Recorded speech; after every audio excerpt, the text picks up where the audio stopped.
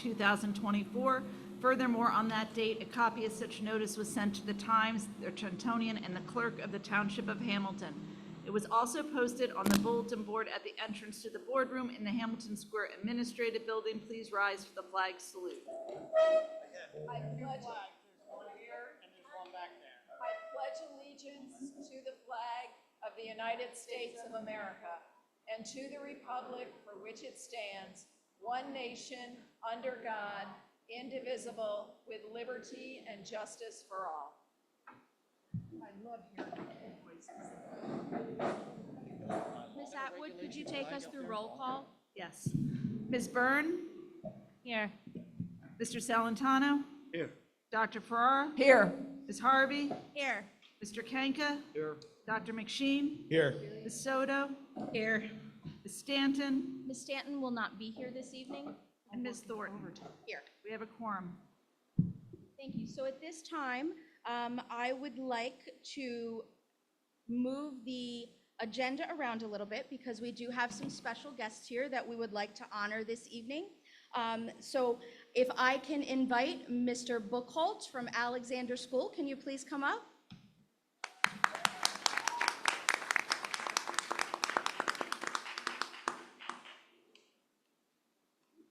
Good evening, everyone. Oh, very loud, sorry. Good evening, everyone. Very proud to be here tonight, honored to share and honor and recognize some of our outstanding Alexander students. So we were, as a school community, really excited about this. Before I turn the program over, I just want to mention that at Alexander, we are extremely proud of our PTA. Our PTA creates opportunities for the children that they wouldn't normally have, and it's just amazing the partnership that we have and the amount of volunteers that we have to do the things that we do. So without our outstanding PTA, what we're presenting tonight may not have happened. So I'd like to recognize our PTA for that, and we just had our first meeting last week. I think we had 40 or 50 parents at our first PTA meeting. So it's PTA at Alexander is a big deal. So I want to recognize that. So at this time, I am going to turn the program over to one of our PTA members and volunteers who does a lot of work and is responsible for the Reflections program, and that's Mrs. Valerie Ziener.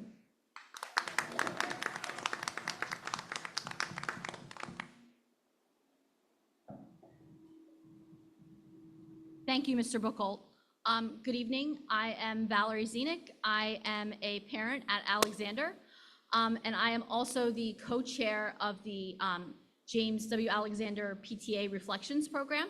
I also have a co-chair, Jessica Carabelli, who regrettably could not attend this evening. I'd also like to take the opportunity to thank Mr. Buchholz, Mrs. Carrig, the PTA, one of our committee members, Jesse Oliano, the teachers and staff at Alexander, and of course our wonderful students for making all the things about this program happen. I am proud to share our talented students and highlight their works of art. Briefly, I'd like to share some background on the Reflections program. Students create art around a central theme. Oh, I'm sorry, I will hold just a second so that you guys can see this. Last year, our theme was I am hopeful because. So students created art around that theme and what it meant to them. This year, our theme for this year is accepting imperfection. And this is a national PTA program. And when we have our Reflections program, we are divided into 5 age divisions. At Alexander, that's primary and intermediate, across 6 arts categories. So students can create one piece of art in any of those categories. Everyone submits their piece by a deadline, and as well as an artist statement, which connects the theme to the art that they have created. From there, sorry, font's a little small, entries are blind judged based on a certain number of criteria and by members of the community. And we celebrate everybody at a ceremony that's open to all to attend. I hope that some of you will attend this coming February. And since we are in a school district forum, I thought I would highlight Some of the other schools who will be participating in the Reflections program this year, that's per Mercer County Council of PTAs. In 2 academic years, Alexander has had 12 higher level award winners. And 2 years ago, there was a say-in student who went to national level judging. Okay, this is the best part. This is all our participating students at Alexander. Everybody receives an award of merit. Some students could not be here this evening, so I'm just going to briefly show you the pieces that they made. That is Maxwell Brooks, and he made a sculpture called Getting Better at Speech. Oliver Brooks made a drawing called Lucky Clover. Juliet Bruins took a photograph and titled it, I Am Hopeful Because of Dance. Juliana Carabelli created a piece called A New Day. Lucas Carpena took a photograph and it's called I Take Care of My Dog. Very cute. Madison Grumbaum made a piece called Believe. Maggie Hovmeyer wrote a short story called Designer Disaster. And I would like to note that in certain art divisions at Alexander, some students received an extra award called an Award of Excellence. Leah Hutchins, her creation was called I Am Hopeful Because. So now I'm coming to the students that are here this evening. So first we have Dean Lake, and this is his drawing called Panda Eating Bamboo. Dean, would you like to come up?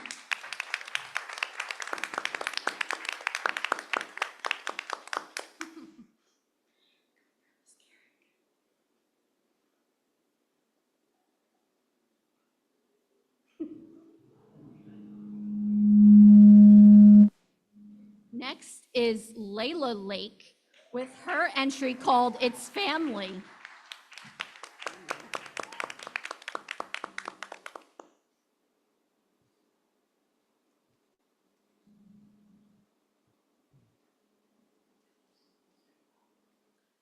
Ariana Sabo, who could not be here this evening, her drawing is called We Are Hopeful Because. And then we have Eleanor Zenick, whose creation is called Hope for the Best.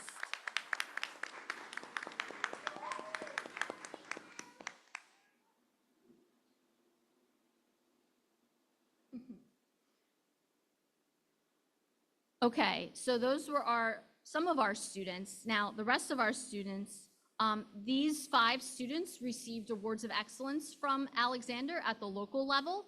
So that's Maggie and then some of the students who are here this evening.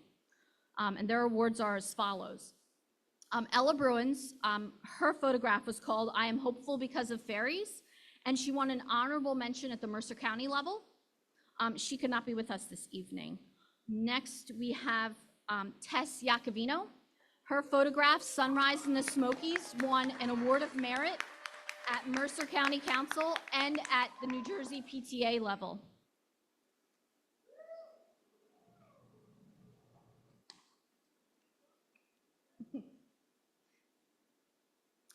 Next, we have Gabby Oliano with her sculpture, Spread Kindness. Gabby's piece, received an award of excellence both at the Mercer County Council and New Jersey PTA levels, and then she received an award of merit from National PTA.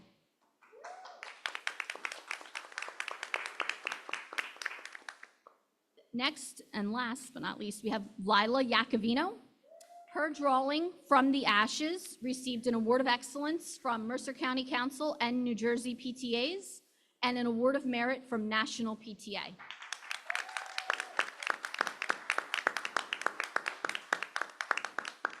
So just a brief footnote on Lila and Gabby's awards. Their national awards represent 2 of 4 awards received by New Jersey students. So 2 of the 4 national awards received by New Jersey students were in Hamilton Township schools and in Alexander Elementary. And only approximately 200 students across the country received such awards. So congratulations to Lila and Gabby, and congratulations to all our students. Thank you.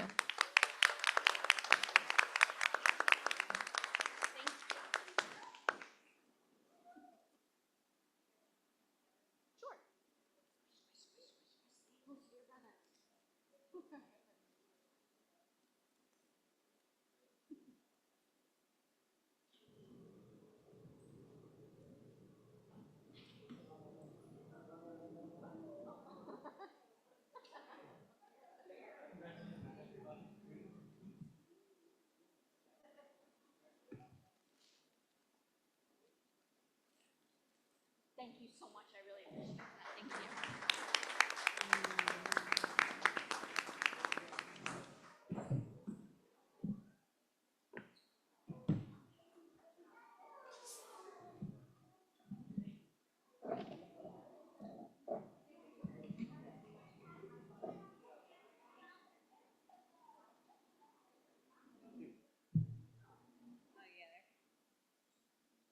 So I wanted to thank you all again for being here and sharing all of your wonderful accomplishments with us. We always say that Hamilton's future is so bright, and it's so wonderful to see our students here and all of their talents being recognized. So again, thank you and congratulations.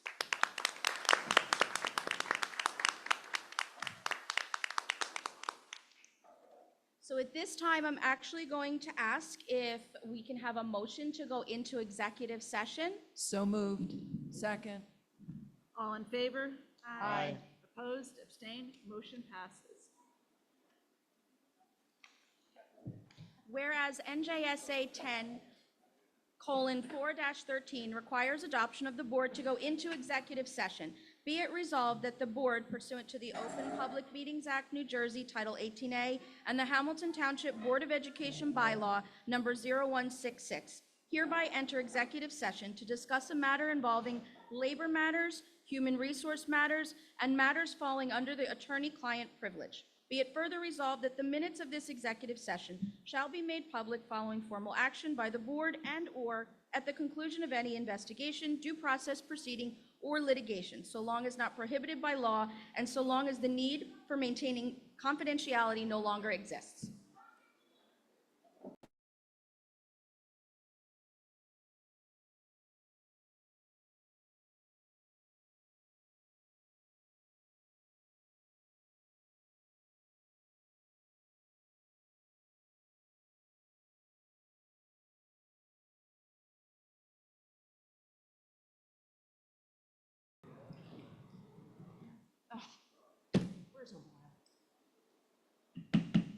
Okay, I'd like to call the meeting back to order. Again, I thank everyone for their patience, and I do apologize for the delay. I am going to move the agenda around just a bit. I would like to start with our announcements, but I would first like to start with bringing forward our student representatives for this year and getting them sworn in. Dr. Rocco? I would like to welcome our new students, and I'd like, Mr. Carrick is going to come over to the microphone here and ask all three of you to come up to the stand here, and we're going to swear you in. Two? There's two Two of copies our, of each. okay, so two of our students tonight. There's two copies of each.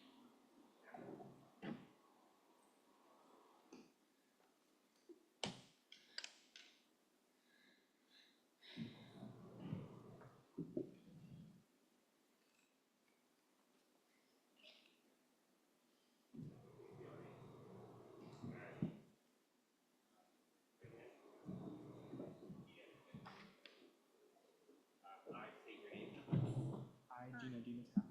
solemnly swear or affirm that I will support the Constitution of the United States That I will support the Constitution of the United States and the Constitution of the State of New Jersey, and the Constitution of the State of New Jersey, and that I will bear true faith and allegiance to the same and that I will bear true faith and allegiance to the same and to the governments established in the United States and to the governments established in the United States and this state under the authority of the people, so help me God. and in this state under the authority of the people, so help me God. I state your name, I, Gina Dimatel, do solemnly swear or affirm do solemnly swear or affirm that I possess the qualifications prescribed by the bylaws of the Board of Education I possess the qualifications prescribed by the bylaws of the Board of Education of Hamilton Township of Hamilton Township for the office of Student Representative to the Board of Education, for for the office of Student Representative to the Board of Education.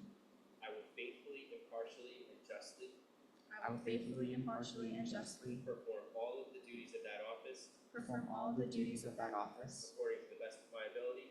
according for to the best of my ability. So help me God. So help me God. Congratulations.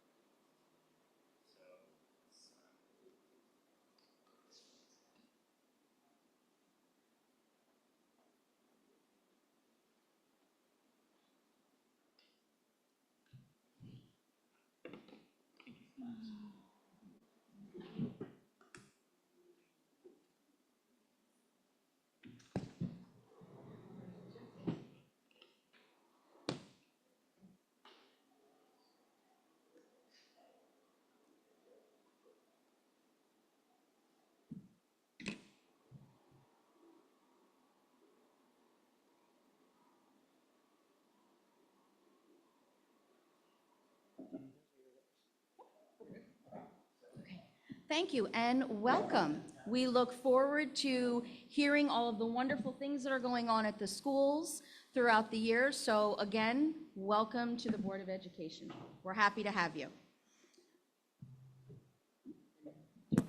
So at this time, what I'm going to do is, again, I'm going to move the agenda around a little bit, and I'm going to see if our new student representatives have any reports that they would like to give out. So we're going to start first, if we can, with Hamilton East, Steiner, Gino DiNatal.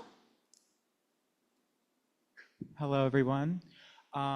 So this month at Steiner, we have a lot of things going on, such as fall sports starting up. We also have our homecoming dance and game this Friday and Saturday. We're playing Notre Dame for our game. We also have peer leadership starting up for the freshmen. We have back to school night tomorrow, which peer leadership will be there, as well as other clubs like SGA, GSI, stuff like that. They'll be in the cafeteria with tables representing their club. We also had a band competition at Bordentown this Saturday. We came in second place. And we also hosted Music in Motion. That was 9/14 as well. Thank you very much. And now for Hamilton West, Cameron Mooney. Good evening, Dr. Rocco, fellow board members, and community members of Hamilton Township. Just like Steiner, we have also began with peer and with our musical being announced, which is something rotten. The drama club is very excited about that. Tomorrow, our peer leaders will be getting their schedules, so we are close to starting with that, and I know everyone's excited for that as well. Our homecoming dance is this Friday, and we're also having our homecoming game on Saturday against West Worcester, Plainsboro. And we were also introduced this year to Smart Pass, which is a digital way for students to make passes anytime they need to leave the class. It's different and it's simple to leave the class without disrupting the teacher's lessons. So far, it's been a success, and students and teachers really like it. Thank you very much. And again, we look forward to working with you throughout the year. You're more than welcome to stay, but I know that school comes first. So if there's homework or anything like that that you guys need to get back to, by all means, you're more than welcome to leave. But again, you're more than welcome to stay as well. So I'm going to move on to the superintendent's report. Thank you, Cameron. Gino, thank you very much for joining the board. And just a little hint, there's always homework right after your report. I've tried it. They won't let me leave, but for you, you can. Welcome to the board. All right, so school opened up on September 5th, and I'm happy to report that the senior staff and myself have visited all 24 buildings within the first 2 days of school. Wanted to make sure that we visited each school, said hello to the staff, the administration, and most importantly, our students. Very happy to announce, as we announced last year, that we have a dual enrollment with TCNJ for all of our AP classes. Parents who have signed up for the information session and any parent who has an AP student has received emails from Mr. Scotto, and I believe we're up to email number 5 on the registration for AP classes. So why is it so many emails going out? And part of this is because it's the first time TCNJ is doing this, and we are doing this on a grand scale. You're not talking about accepting one class for college credit. We're talking about 26 classes being accepted for college credit. That involves a lot of review. That involves a lot of discussion after we came up with the agreement between us and TCNJ. It also involves the deans of every department signing off on the course equivalencies. And that took a long time, and we finally got that all wrapped up last Friday, most of them except for 2, and then we wrapped up the remaining 2 on Monday. So we are moving forward, and in the process, our students are going to be able to earn college credit in 26 classes. This is a TCNJ transcript. To be very clear, this isn't just they're taking a college class, they get a 3 or higher, the college might take it. This is actually considered a TCNJ class. They will have a transcript from TCNJ and a GPA. So my son is taking a couple of these AP classes, and I told him it would be a good way that if he were to get the honor to go to TCNJ, maybe he could start with a high GPA. We'll see, but he's got to do some work to get there. Very happy to say that we have our new website up and running. I'd like to thank the tech department for that. But also, very excitingly, if you haven't heard this before or you haven't read my community update, we also have a mobile app now. So you can download that mobile app in the Google Store or the Apple App Store, and you can get the website off of the app, and you can get push notification. Saturday is going to be a very special day in the district. As our student reps have talked about, they have homecoming going on, but we also have our first ever First Responders Day at Nottingham football game. Every first responder in town is invited. We ask that if you are a first responder to please be at the field at 11:30, and we are going to recognize all first responders at 12 p.m. We also have a new food service company here, Mascios, and they're doing a wonderful job. They've hit the ground running, and so we ask that families check online for the calendars. I believe they also have an app now, and you can look up what the lunches are. Also, it's very important for our families to understand that every family must complete the meal application this year. It is required by law. Students in the elementary and middle school divisions have received a paper copy. Please fill that out. Those of you who have been around a long time with your children, like I have, Ms. Thornton, I'm going to say you have too. We used to have to fill everything out in paper form and in triplicate sometimes. The only thing you really need to fill out in paper form is the meals application this year. It's also online in myschoolsapp.com, so you can do it there too. And there's an eligibility for free and reduced program has expanded this year, so please make sure you fill out the form. And we had a very successful elementary instrument trial night on September 12th. We thank the staff, the supervisors, the principals, and the parents and students for coming out so that they can explore different musical instruments and hopefully pick one up. I'm happy to report also that the number of students participating in our bands is beginning to expand, and that has been a goal of ours, and we hope that those bands get back to pre-COVID numbers as we go forward. Also, over the summer, we had a number of projects that were done in the district. We continue to include in our budget repairs, upgrades, and enhancements to our schools, and almost every one of our schools received at least some type of upgrade this year. Over the last couple of years, we've had our Special Education Parent Advisory Group, or CPAG. We had a successful year last year with a number of meetings. They've again established their meeting dates, and our first meeting for this school year will be October 2nd at Crockett Middle School, starting at 6 p.m. And the dates for those meetings will be posted online. So we just started the school year, but the district committee for the school calendar for the 25-26 school year met yesterday. It is our hope that we will have a calendar for the 25-26 school year to the board by January of 25. Typically, building a calendar takes a couple of months. I thank the committee members who are a diverse group of stakeholders in our community, from parents and teachers and administrators. I thank them for their time. Board members, they all remain anonymous because it's such a hot topic with the calendar, but I thank them for their time. And I want to remind everybody about school safety. School safety is everybody's responsibility. We continue to reinforce, if you see something, say something. Something seems out of place, something seems suspicious, then say something. Please do not post on social media requesting information or feedback. If it's a concern, say something. If schools are closed, call 911, especially if you think it's an emergency.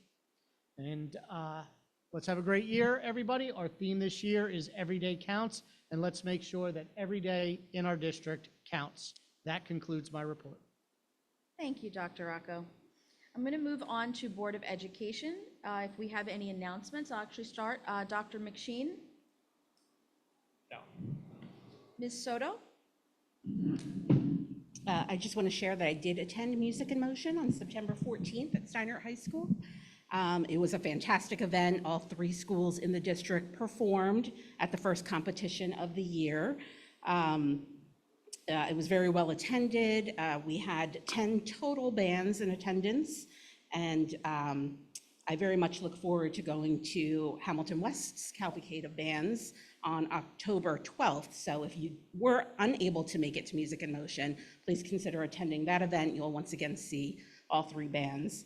I would also like to give a shout out to the varsity boys football team who did show up to support their band that day, which was, it was very nice to see them there supporting their team. I'm very happy to hear that the numbers in our music programs are increasing as well. Thank you, Ms. Soto. Dr. Ferrara? I actually was going to make comments, but since Mr. O'Boyle is going to be presenting on Google Latin America, I'd like to just make my comments after his presentation, if that's okay. Of course. Ms. Harvey? Thank you. I attended the Langtree PTA picnic, and there was a good vibe going on at the school. They're excited for the new year. I also attended back to school night at Langtree and at Crockett, and as part of the finance committee, we had reviewed ongoing projects, including the 2 new rooms at Crockett. So I was happy to tour that room and speak to the teachers in that room, or it's actually 2 rooms that were converted from the old shop and technology room to now being classrooms, and they have air conditioning, and they're doing well, and the teachers are very happy with the work that was done. It had been a little behind schedule, but now the students are there and it's going well. So I just wanted to give that little comment. And then for Mashios, if you haven't looked, it's the NutriSlice app. It's actually so convenient to use, so parents should check it out. You can have all of your schools, so if you have 2 different schools, you can go over the menu for breakfast and lunch just on a click of a button, which is way less clicks than it was last year. And just the feedback that I've heard from the students is that the food is really good and they like to buy lunch now. So, Thank you, Ms. Harvey. Mr. Salentano? No. Okay. Ms. Fern? No. Okay. Mr. Kanka? Yes, I would like to say I attended 2 back-to-school nights, Yardville Heights and Grice Middle School, and I would like to give a shout-out to the staff from both facilities, and also a really big shout-out to our custodial staff. Those schools, when I went through them, they were immaculate. So I'm really, really proud of what they've done and how they presented the school on those particular evenings. Thank you. Thank you, Mr. Kanka. Okay, so now we're going to move on to awards and presentations. Earlier this evening, we did do a presentation for our PTA Reflections Art Program student award winners from Alexander Elementary School. I have to say it was an honor to have them here to celebrate their accomplishments. Our future is so bright here at Hamilton, and it's wonderful to see and celebrate all of our students' talents. So again, congratulations to the reflection winners from Alexander Elementary School. I do want to move on now to our Technology Google Latin America presentation.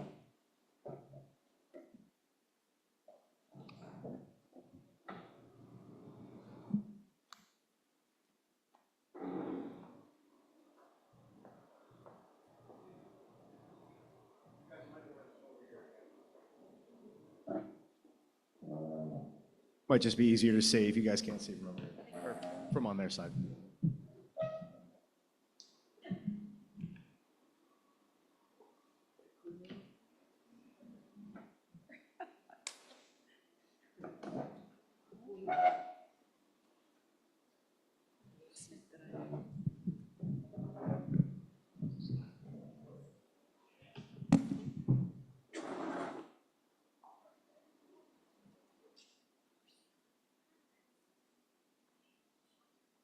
All right, first, thank you so much. For those who do not know, we had on September the 10th, representatives from Google and from Latin America come out to our district, to Grice Middle School, to see what it's like learning in America. What's really awesome about this event was Google reached out to us, I think the third week in August, and said, hey, we would like to show some of these representatives what it's like in America. A lot of them have never been here before. They just want to see what a school district is like, and we've worked a lot with Google going back and forth. So we reached out to our superintendent, Mr. Scotto, and said, hey, would you guys be open to us hosting this? And they said, yes, absolutely, let's do it. What we didn't know at the end of August is that what they were inviting was 40 ministers of education from Latin America. So it was their ministries of education, or the equivalent of the Secretary of Education for the United States. So we had representatives from Brazil, Chile, El Salvador, Mexico, Jamaica, a number of different countries, as well as 17 Googlers that came. So we had the head of Latin America, Google for Education, the head of Mexico, Google for Education, and a bunch of other reps from Google. It was an amazing day, an awesome thing, but we had a lot of planning to do in a very short period of time, and they were on a time crunch. What they were doing was hosting a leadership series for these individuals at Google's headquarters in New York. So they arrived a few days before our visit, had an agenda of what they were doing, and then the morning of the 10th, they arrived at our building at Grice after some detours, and they were here from about 7:30 in the morning till 11 in the morning, and then went right back to New York and had a whole agenda. They went to see Lion King. It was an awesome event for them. So our agenda here, when they got here, we had a welcome set up for them. We had a whole presentation set up where we allowed them to ask some of the questions. We initially were thinking, all right, we're going to tell them all about the technology we're using and all the amazing things that were happening. And some of the first questions we got were really interesting. They just didn't understand, how does funding work? How does a school district have leadership? Like, what's the leadership in a school district look like? How do you guys handle changing classes? We keep our students in one spot and the teachers move. So it was a lot of interesting questions that came up. After the introductions and some of the questions, we did live classroom visits. So we had them break out into smaller groups. They got to see our students, see our teachers, talk to them, ask them questions. We had some really awesome interactions with the bilingual students, where they were talking to them in their native languages. We had people speaking Portuguese, we had people speaking Spanish. Obviously, we had English speakers there as well. They brought out translators, which was great. They had 4 Portuguese translators, 4 Spanish translators, and we did our best to accommodate. We set up 3 of these Promethean panels, all with the native languages of the presentations we were doing as well to help out. After those classroom visits, which were amazing, I'm going to say it at the end again, thanking Grice, but thank you so much for Grice Middle School, the teachers, the students, everyone there being so accommodating. We did a student spotlight for some of the students in our district. We reached out to students who are now living in Hamilton, attending our schools, that were from those countries. And it was an amazing interaction between these ministers of education talking to kids from their home country that are now living in Hamilton. And they got to talk to them about what's different about here versus when you were back home in your home country, and what are the changes? What did you like to see? One of my favorite parts of the day was during this student spotlight, there's a high school student, Diego, who is from the same exact city as the Minister of Education for Brazil, and he asked him, and they went back and forth in Portuguese, and they were just talking about the city. It was a really awesome thing to see. We wrapped it up with some more Q&A. They asked us some more questions. It was an awesome thing. So Laura here put together a awesome video for us. We made some changes to it just to get everything all fit into about 2 minutes for you. But before I get to that, I just want to give some shout outs and some thank yous before you see all the awesome things that happened that day. One, to our students from the Student Spotlight. Thank you guys, you were awesome. Grice administration and staff, as I mentioned, I could go down every single one, but there were so many people that made this day happen, so I'm just trying to get everybody broad strokes here. The Steinert musicians who welcomed everybody at the beginning, they're playing. We'll play a short bit of that in the video. Board of Education members and Department of Education representatives that attended the event, thank you guys so much. Our planning committee, the administration and senior staff who helped make this happen, and everybody else who was just there for that day. I had conversations with Dr. Rocco about this before. It was just a career day. It was an awesome thing to see everything happening. So lastly, who I didn't mention on all of this, is our instructional technology team who made so much of this possible. The recognition that we're getting from Google comes a lot from the amazing work that they're doing. So I just want to give a big shout out to my Assistant Director of Technology, Kara, the tech facilitators, Chris, Erica, Sydney, and Kaylee. They were also part of the planning. They did a lot of the walkthroughs with everyone and really helped make this day special. So without further ado, we got a nice little 2-minute video for you just with some of the pictures and things from the event.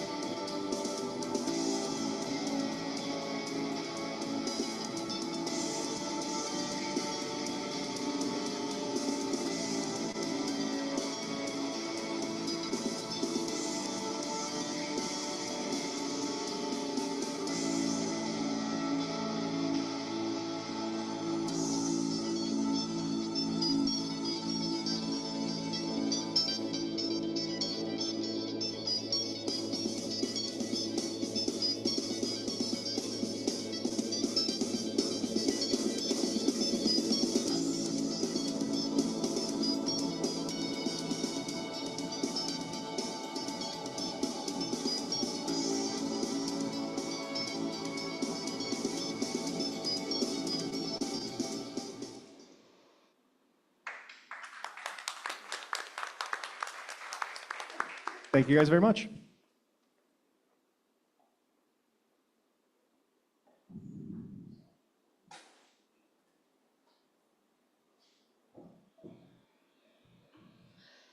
So as Mr. O'Boyle said, we talked about this being a career day, and in a career of mine in 31 years, this is in the top 5 of experiences I've ever had in my career.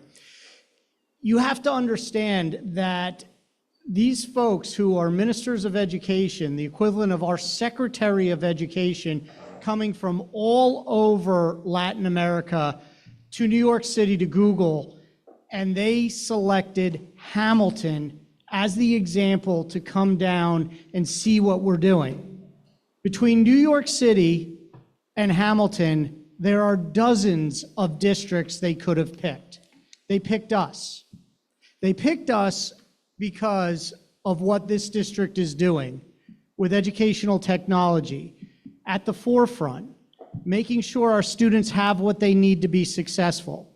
Internally, as a community, we can argue and say things aren't going perfectly, but realize other people see the hard work that's happening here. other people see that we are putting our students first, that there are people here that are giving them the skills to be successful down the road. I want to say, Jim, in your department, you do amazing things, absolutely incredible things. And part of the reason, maybe even most of the reason why they came was because of that. In this district, we also have a tradition that we've been doing the last couple of years. We have a difference maker tradition. Anybody that makes a difference for a student, another staff member, a building, our district, gets nominated anonymously for their work. And then they get an envelope. So Jim, I want to invite you up here. Jim, you are making a difference in this district every day. We are proud to work with you. Thank you for working here in Hamilton Township and what you do.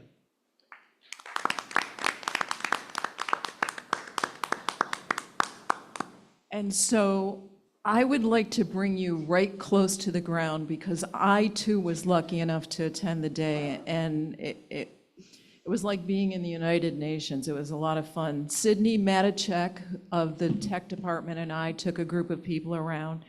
We stopped first at a math classroom where Jessica Eichhorn was working to kind of connect the students to her math class. What do you think I'm going to be teaching you this year? One of the students has only been in the school, in the country for a year, and so is in that transition period between Spanish and English.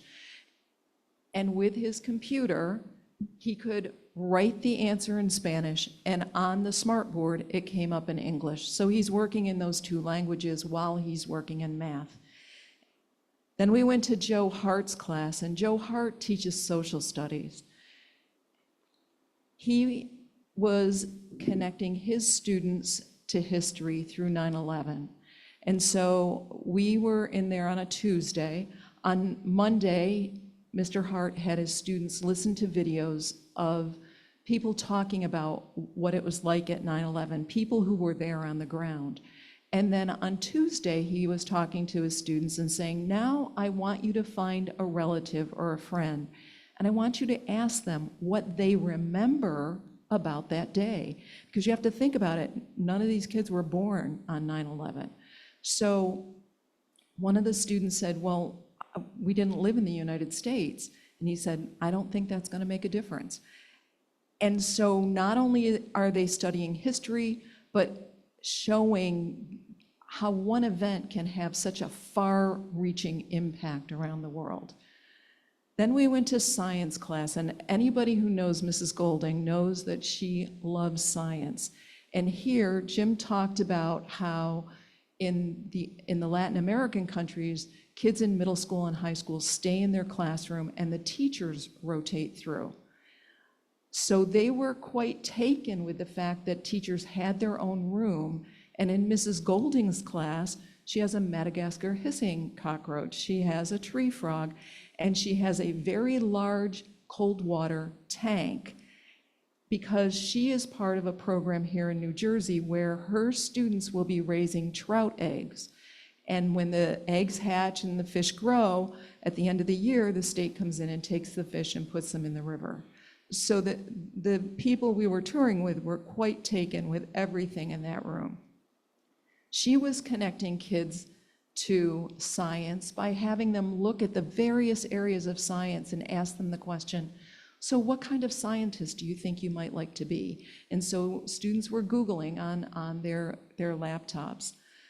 And then, of course, because Sydney was with me, we had to go to the Gladiator Cafe. And Marissa Nero was kind enough to let us in. And they were really taken aback with that classroom, knowing that it was, self-contained special ed, which they don't have in their countries.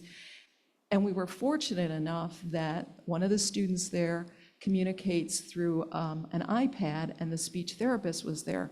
So they learned how we use those boards for communicating.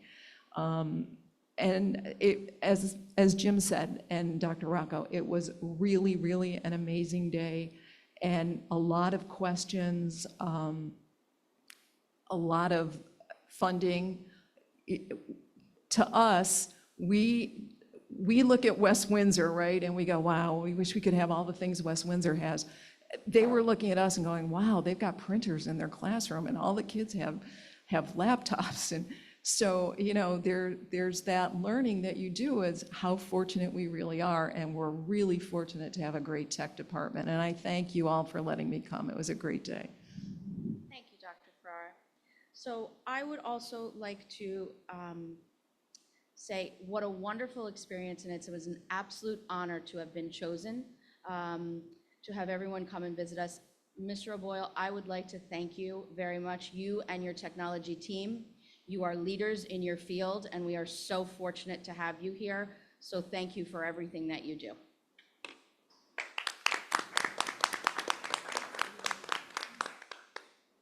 So at this time, we're going to move on to committee reports.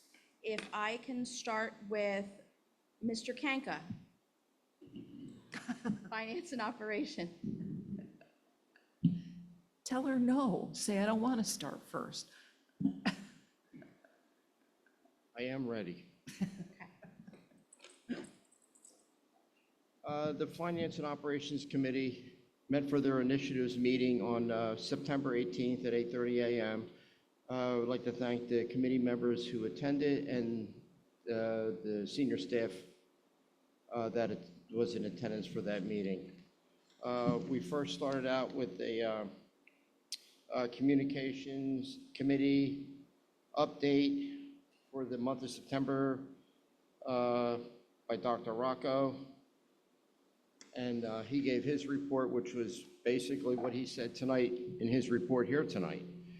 Our first initiative item, we had our contract, we had Spiesel here, which is our architect, New Roads, which is our construction consultants, managers, and our representatives from the facilities departments.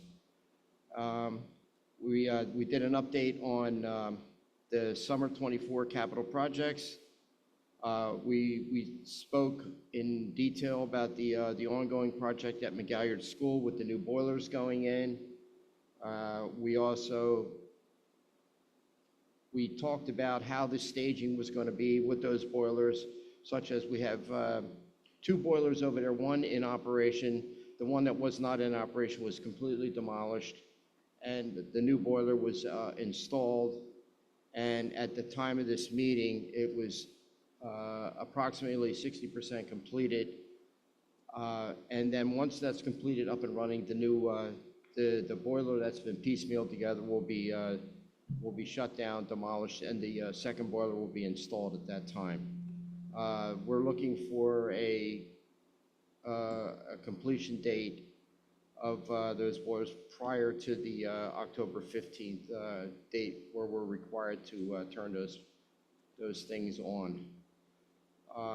Then we spoke about the ADA lifts that were on back order throughout the summer for West and North. We had a discussion that those installations will be taking place sometime near the end of October, around the 24th to the 23rd. And we also discussed the replacement of the stage extension at West. Then we moved on to the Crockett rising walls. These are walls where they go throughout the roofing sections where there's, I call them parapet walls, some people call them knee walls, where the walls, the concrete walls are up above the actual roof elevation itself. There was some concerns about the way the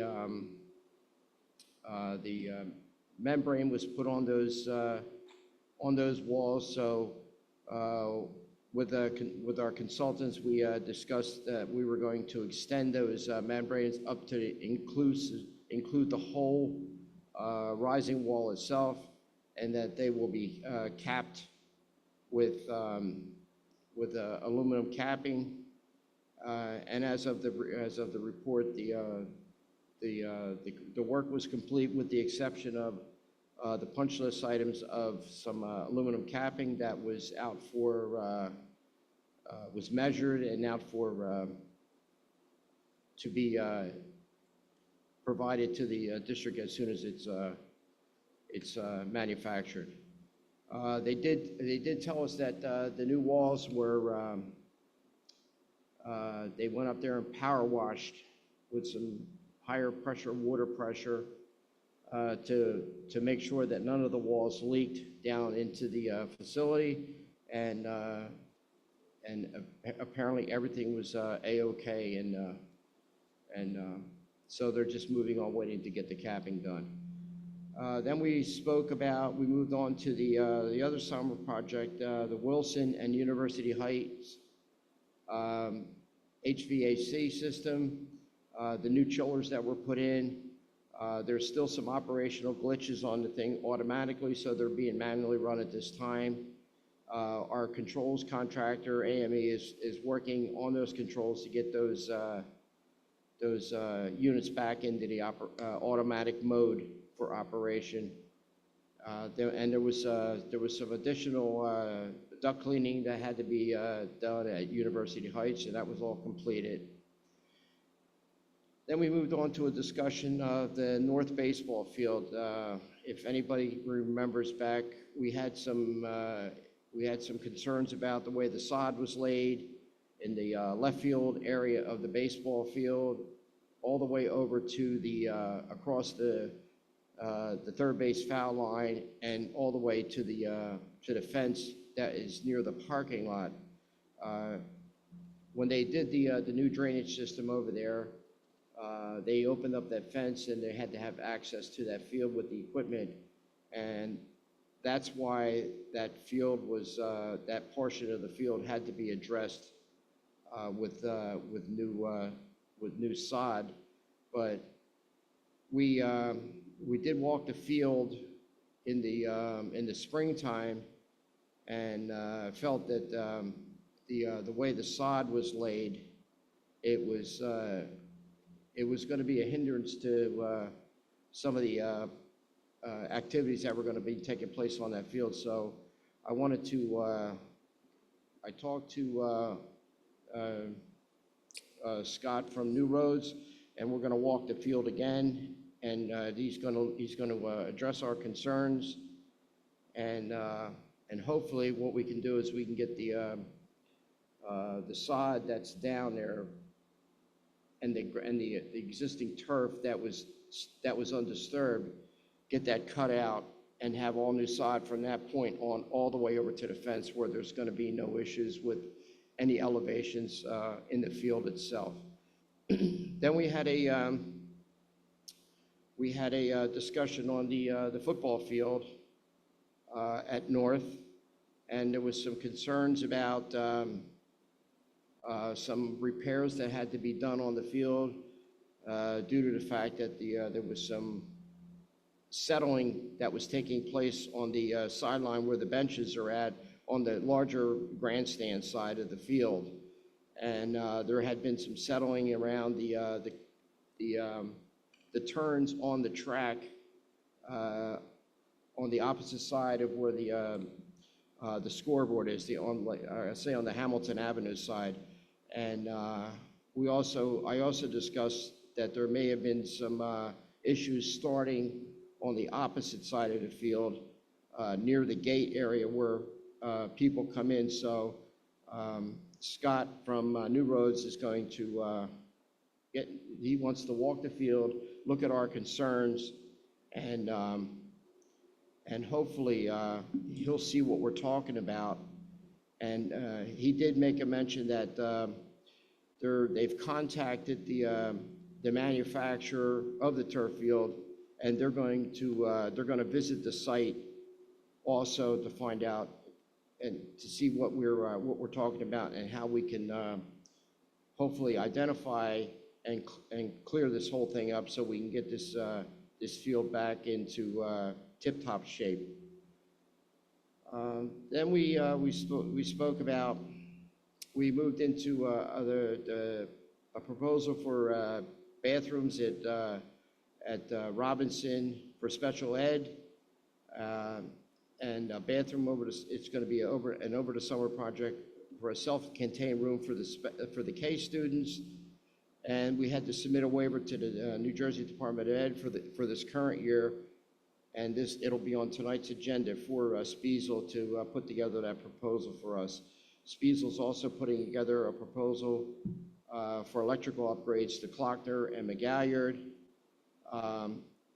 Because apparently in McGalliard, we have a large breaker panel in there is so outdated. It still has the old screw-in type fuses in it. So this upgrade is going to include taking that panel out and installing a panel that's more up to date.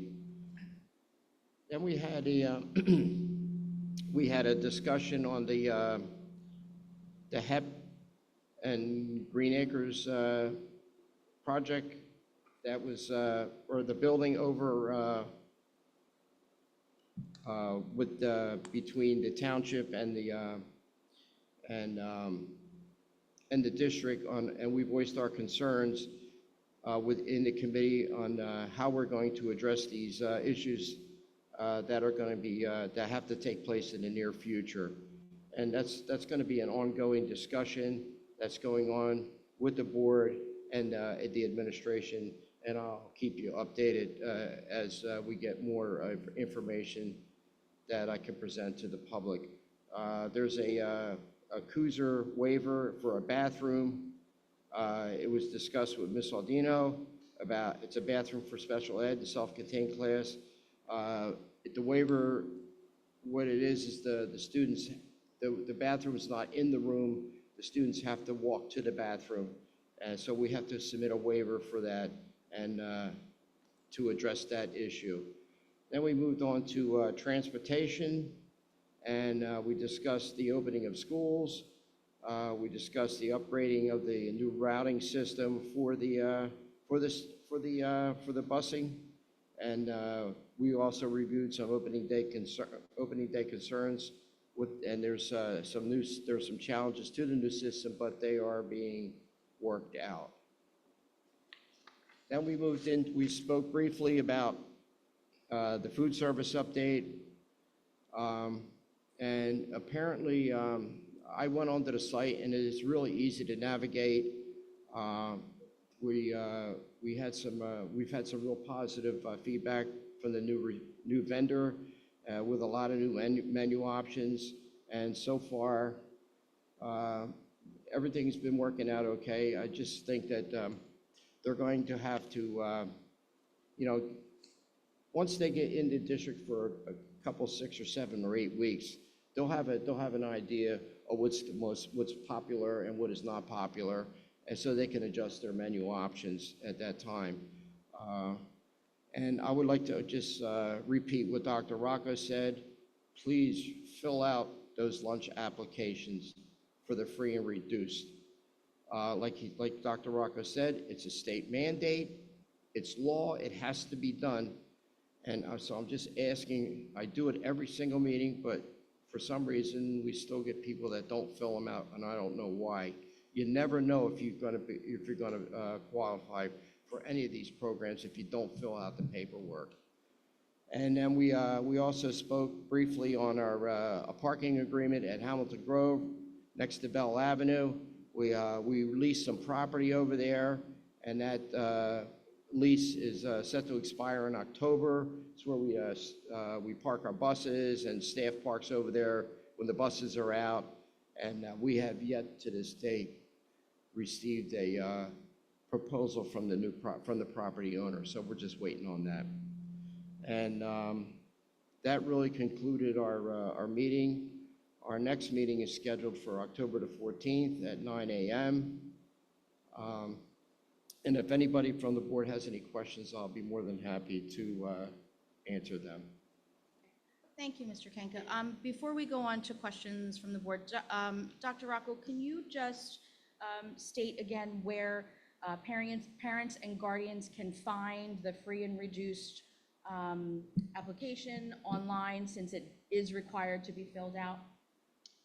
Sure, so you should have received a paper form of it within the first week of school. That should have come home for every middle school and elementary school student, and then it is available on an app, and the app official name is, just give me 1 second so I don't get it wrong, myschoolapps.com. You can go, actually just look that up, and you can fill it out there. Thank you very much. And if for some reason a parent or guardian did not receive that, do they just reach out to their school to ask them for another paper copy? Yes, that would be the easiest way to do that. Thank you very much. So I'll go on to any questions from the board. Mrs. Byrne?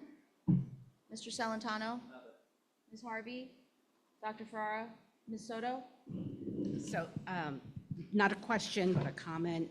In my professional life, I oversee a couple of food pantries, and I was on a cohort call with a number of organizations in New Jersey, one of which was Hunger Free New Jersey, which does a lot of this outreach with school meals. And even though we struggle, we are leaps and bounds ahead of many other districts in New Jersey. So it's just, they just keep reiterating that we just have to keep on it and keep mentioning it and getting into, getting it in front of parents to complete. But we are, in my opinion, doing really well in this area. Thank you, Ms. Soto. Dr. McSheen? No, thank you. Okay. Mr. Kanka, do you have anything in regards to negotiations? I would just like to make another comment. Yes. If you don't, if you have a difficulty filling out the application or you just forgot it, I just want to let you know that no student will go without a lunch at all, just because if you didn't fill out the paperwork. So I just want to reiterate that, and that's it for facilities. Do you have anything for negotiations? Yes. We have, we're in the process of going to set up some more dates with the administrator, or the directors. Been in touch with Dr. Altobello on that, and we're going to be moving forward very shortly on that. As far as the HTEA, we are really, really close. We're like on the tush-push portion of the field right now, if you're an Eagles fan. So the committee's going to meet tonight after this meeting and go over some final details on some language that had to be cleared up, and hopefully we can put this to rest and get this thing moving on, so I can concentrate more on the directors. And that concludes my report. Thank you, Mr. Kanka. Dr. Ferrara, can you give us the Curriculum and Instruction Committee report? I absolutely can, thank you. Thank you. CNI committee met last Tuesday, September 17th, and all of us were present. Mr. Scotto updated the committee on the district's dual enrollment opportunities, and I know Dr. Rocco mentioned the College of New Jersey, which is the latest to sign an agreement with us. Mr. Scotto held an information session with students and families in August. Registration for these classes has been extended to October 11th, correct?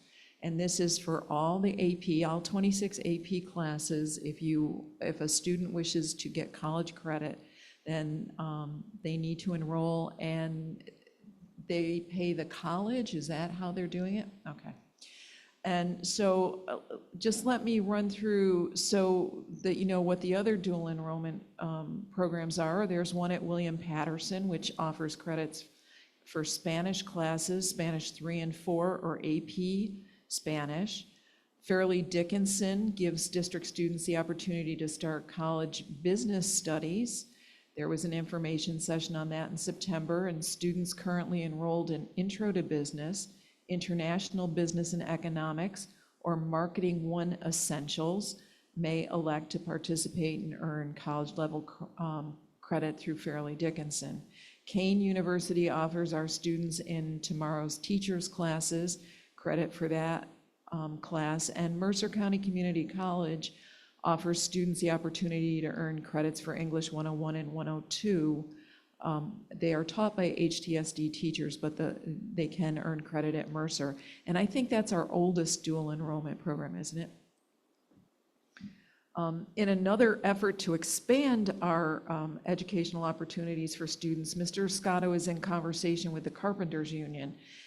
He's working with the Eastern Atlantic States Regional Council of Carpenters to review their Career Connections curriculum. Over the summer, the supervisors and the teachers from all 3 high schools examined the curriculum to see how it aligned with our materials processing classes. The next step is going to involve a field trip with Mr. Scotto and the teachers and the supervisor to the training facility and visit some classrooms. This would, if we go into this program, it would allow students to get credit from Thomas Edison State University.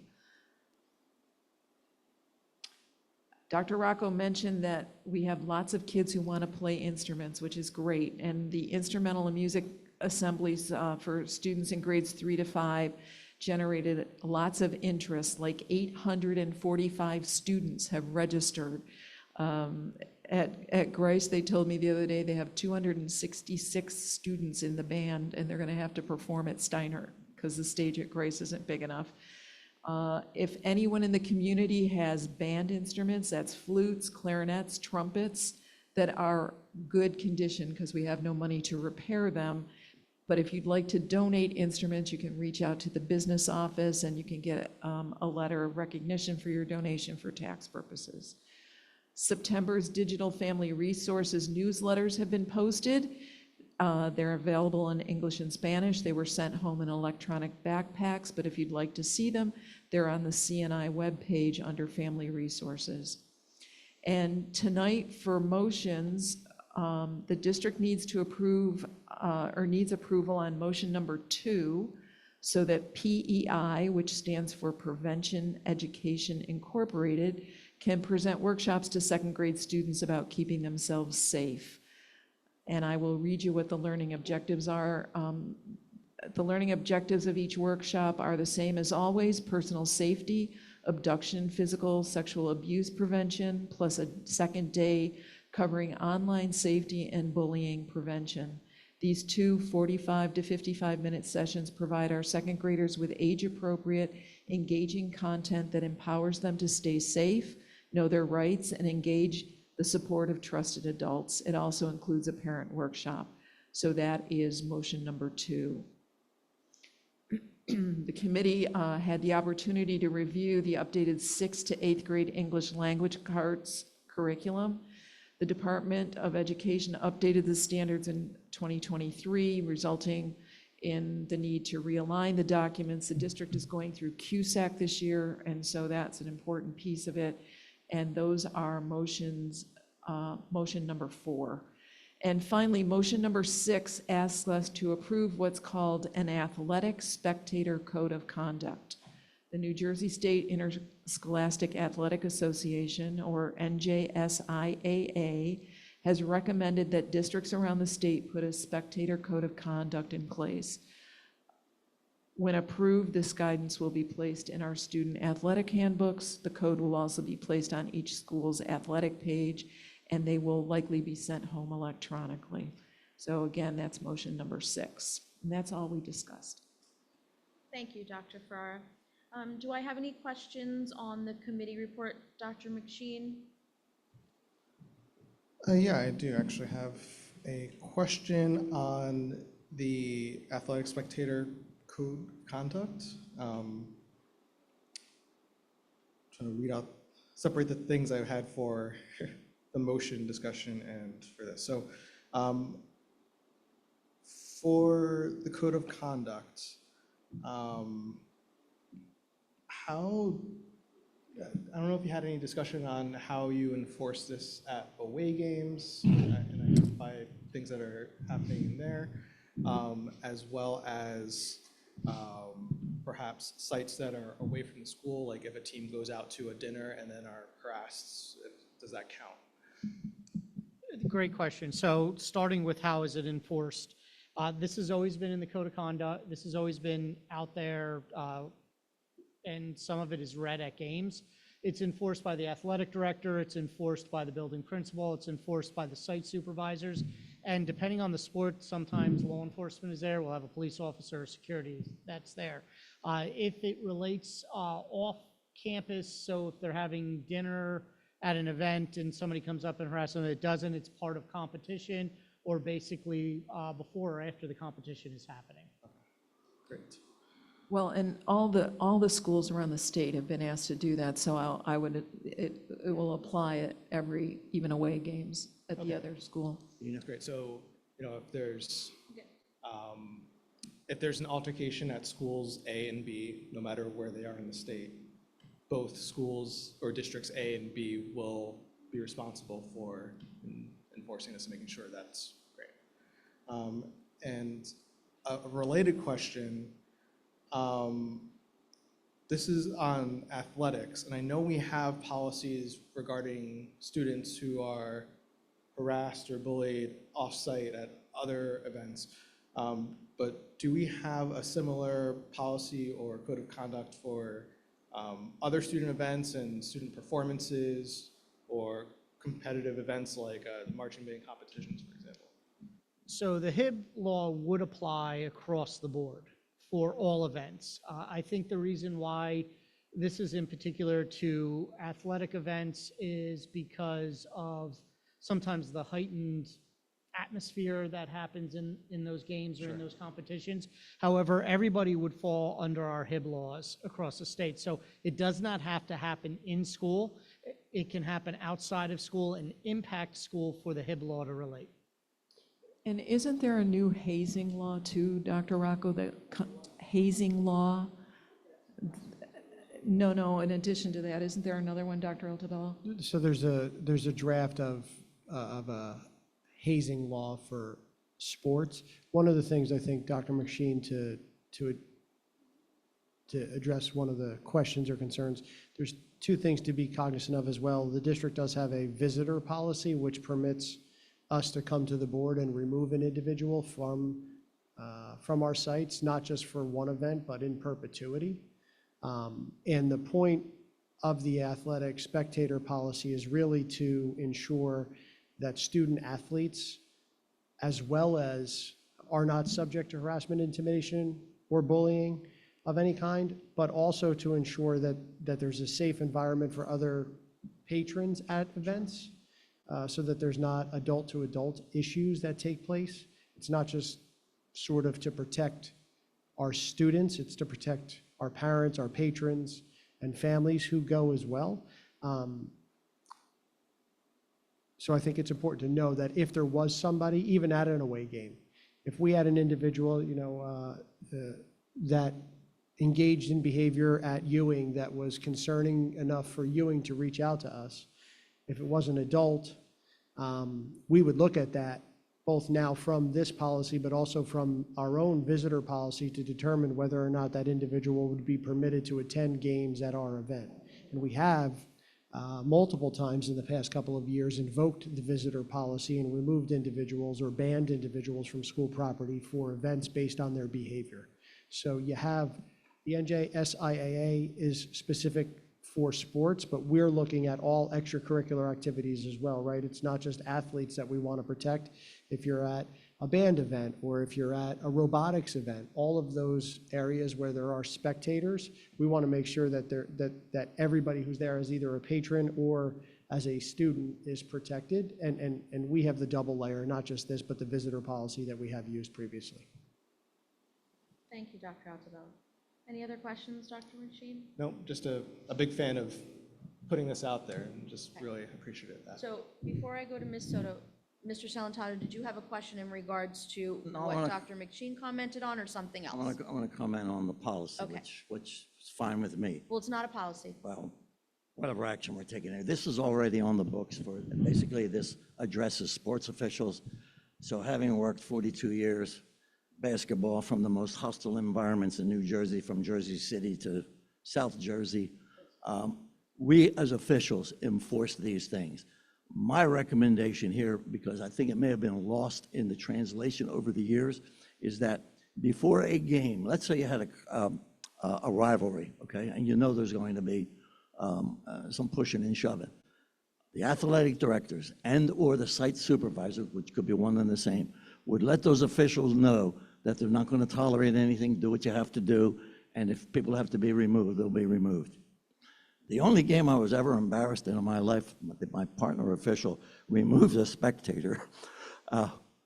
And it was funny because of the mere fact the spectator got hurt by a youngster diving into the stands, and it was a woman and was one of the coach's wives. She broke her ribs, and an argument ensued where they wanted us to eject, not eject the fan, eject the ball player, but it was just making a routine play.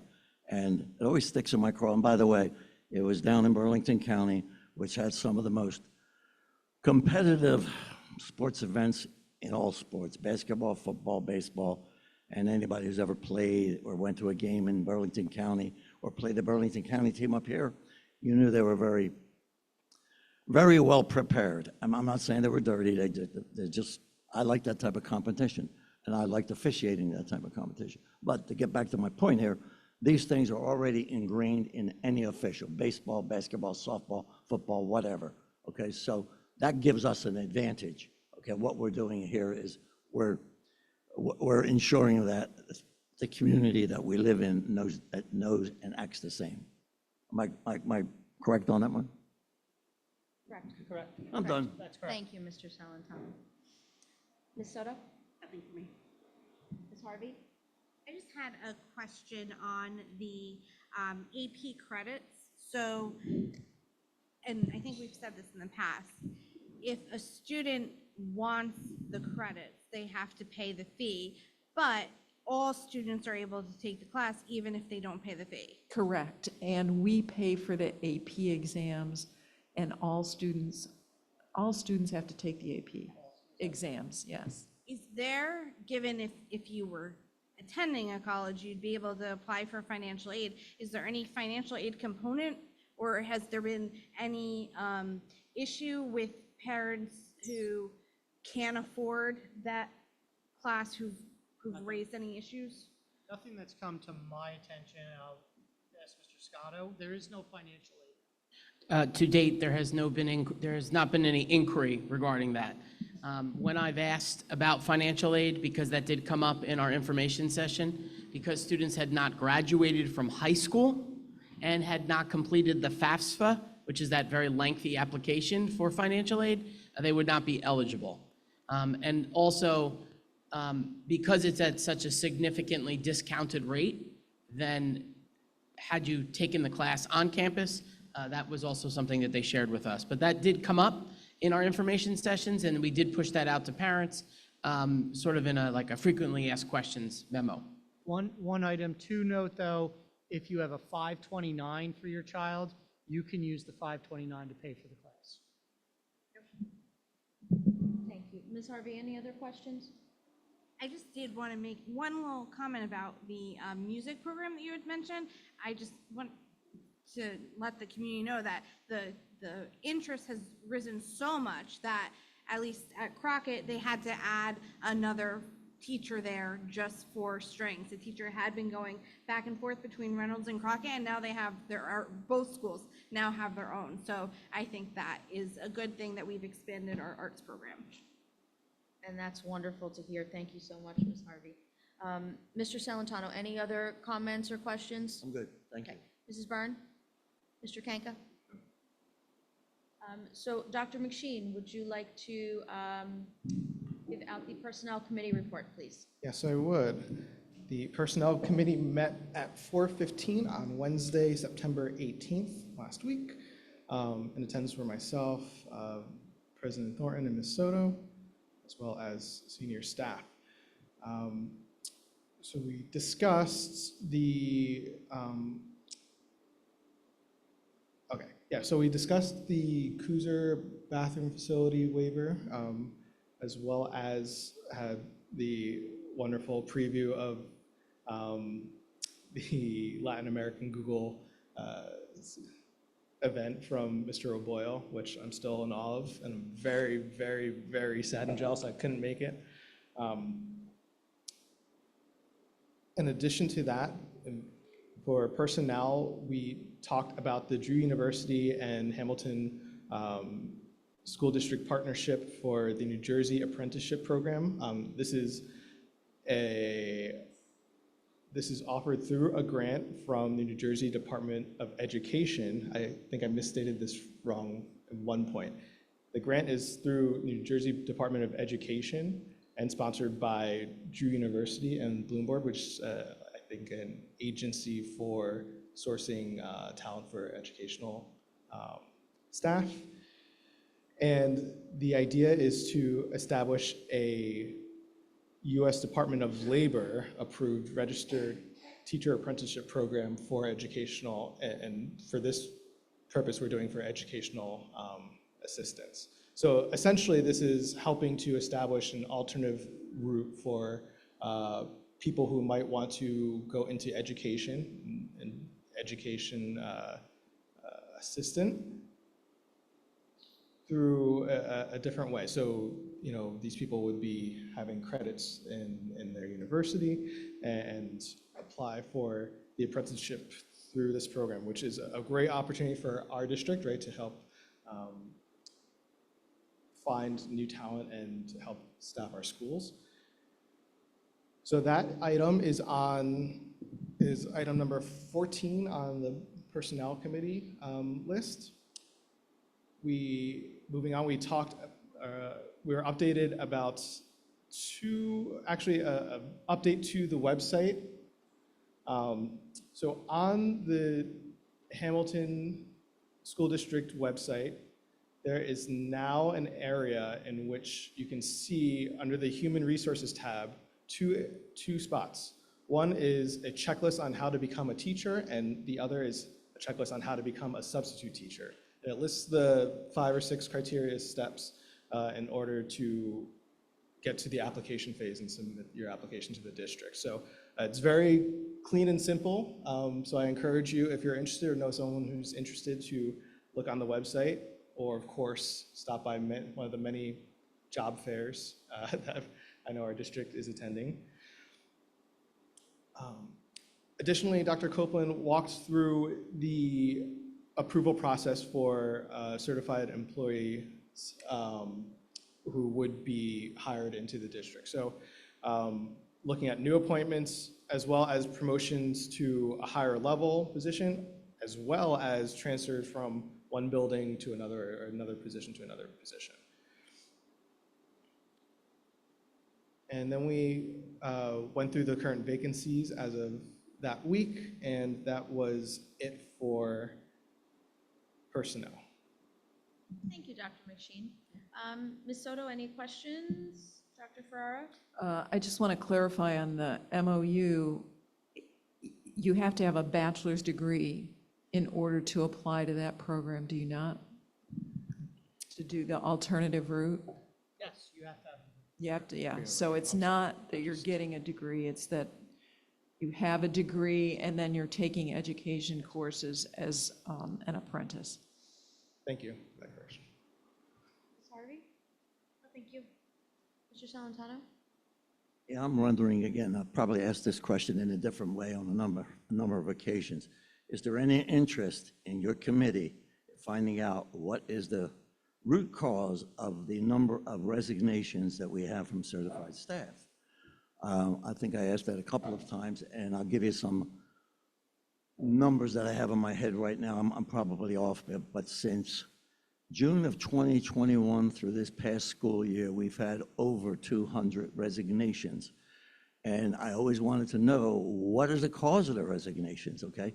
Do we have exit interviews? And I think I asked this. Can we have a summary or compilation of some of those reasons? Because maybe we can correct it. I'm looking at the resignations now. They resigned 9/1/24, 10/31/24, 11/13. That's right in the beginning of our school year. So I know that makes it very difficult for personnel and Dr. Copeland to be able to recruit. Whether he's recruiting or we're all recruiting, it's still a difficult situation. So my question really is there any interest in that in your committee? Because I have not gotten an answer for 2 years now. Yeah, so The answer to your question is yes, we provide two types of exit interviews. One is a digital survey that whenever an employee submits their letter of resignation, they are automatically sent an email, which is a survey asking them specific questions on why are they leaving.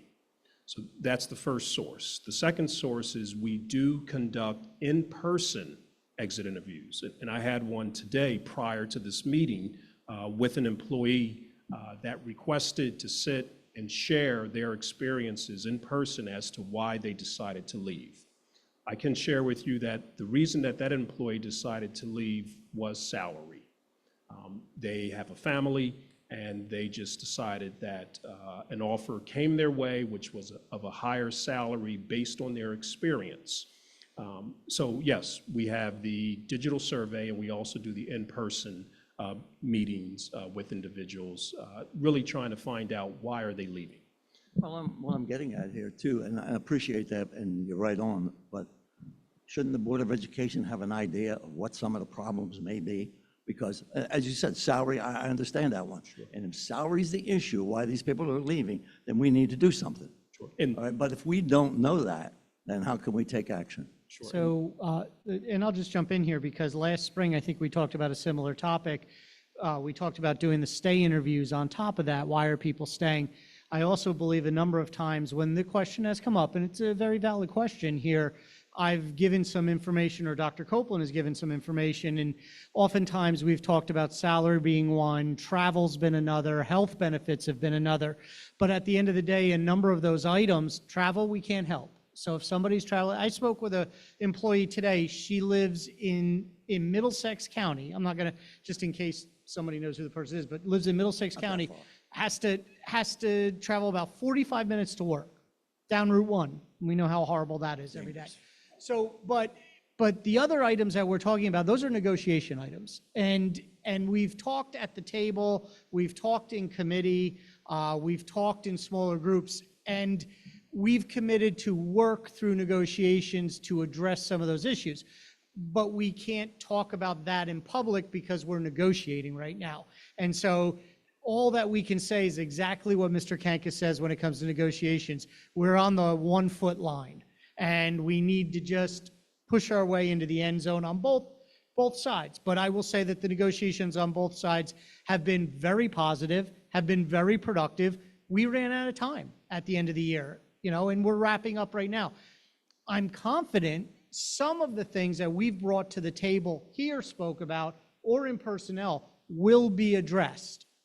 But I can't go any further to say how they're going to be addressed. But we've done the surveys. We've talked about what the issues are. We've even talked about them in personnel, and we've taken them seriously. We've even heard the public come to the mic and say, you've got to address X and you've got to address Y, and we've talked about that. But you have very valid concerns. Why are people leaving? I think if you were to talk to my colleagues, though, you will hear, or talk to our board attorney who goes to lots of districts, you will hear people are moving around. When I started, or when you started on the board, and I've said this publicly before, so I'm sorry I'm repeating it, but it's worth saying, people started in a district, their goal was to attain tenure and to stay there, and they would get promoted within the district if they so chose to, but many people retired from the district that they started in, right? So it wasn't unusual to see people stay 20, 25, 30 years. That does not exist anymore.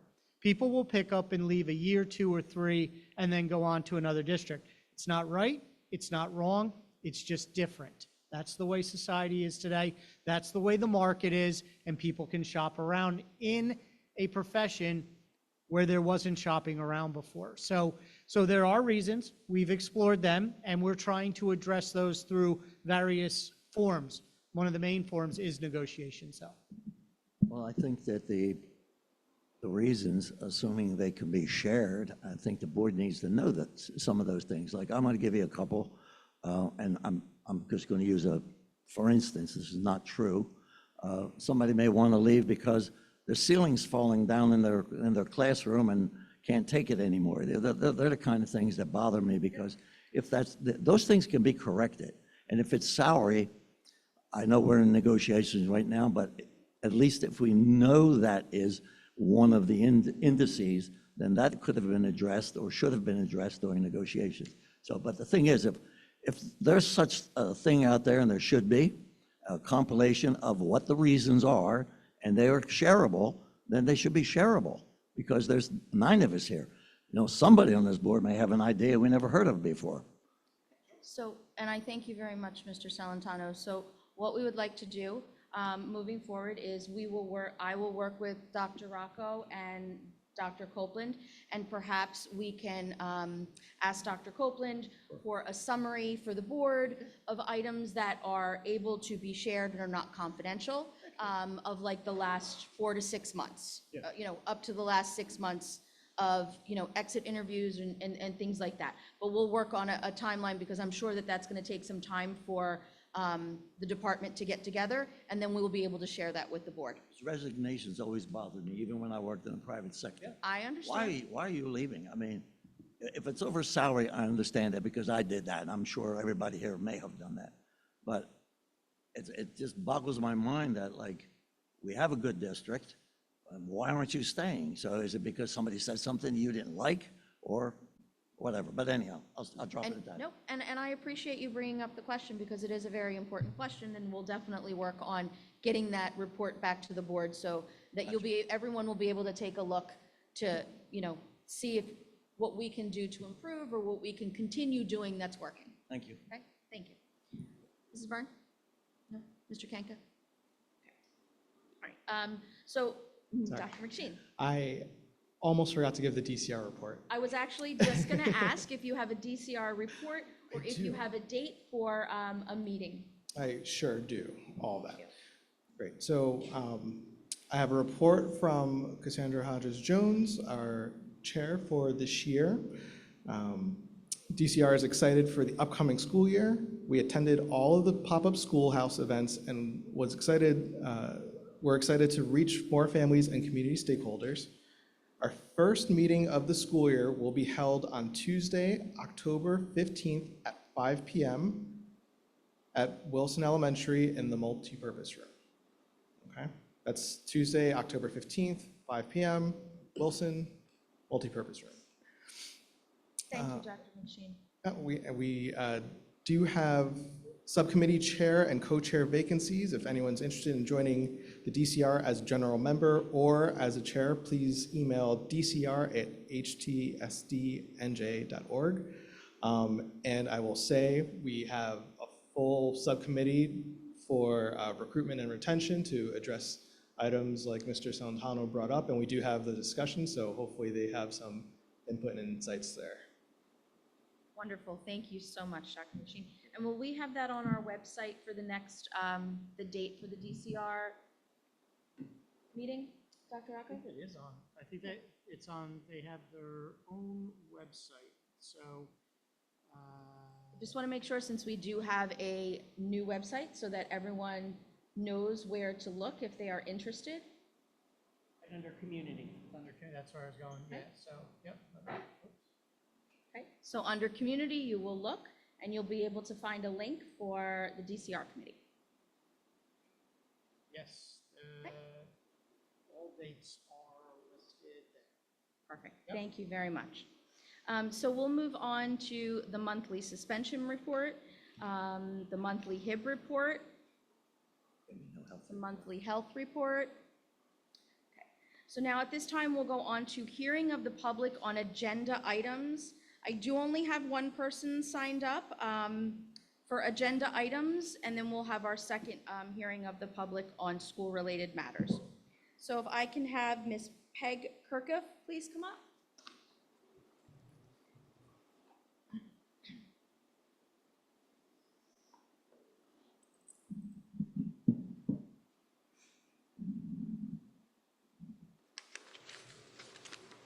Good evening.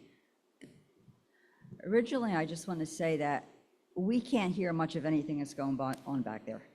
The acoustics in this room and the blower right behind us virtually you're mumbling, and I know you're not, but to us it is. And this is not just me. I think a couple of people left behind. So I don't know whether this is this facility or this room or whatever, but it's been very difficult. Okay, that's not what I called to say, but I came up to say. Looking at the report, and I went through a couple things. The one that I am most concerned about is the monthly HIB report again. I went through the agenda last night, and I went to HIB report to see what it said, and there was nothing there. Now, I'm hoping that's because the school's only been in session for a couple weeks, but I'm going to go back to what I said, I think last month or the month before. I think that we need to have this report given to us on a monthly basis. I went and looked at the state regs, and it's under public reporting, which is section Q. The number of reports of HIB, the status of all investigations, the nature of the HIB based on one of the protected categories identified in NJSA 18A 37.14. The names of the investigators, the type and nature of any discipline imposed on any student engaged in HIB, and any other measures imposed. Training conducted or programs implemented to reduce HIB. The report also must include data for each school in the district, in addition to district-wide data. And then the report says it could include anything else. So this is what I've been asking for, and this is what I have heard even a principal, or not a principal, a PTA member who was here last month, I'm sorry, at the meeting after we had all the diagrams and all the numbers said, though she really thought that it's underreported, to say nicely. So I'm really going to push because I think people are interested in this. We hear rumors, this school's not doing good, this school's got a lot more going on. We're entitled to it. We pay taxes here. Now, I know that the common thing is like, oh, well, confidentiality. Well, you know, confidentiality goes so far. If you're not reporting the name of the student, obviously that's fine.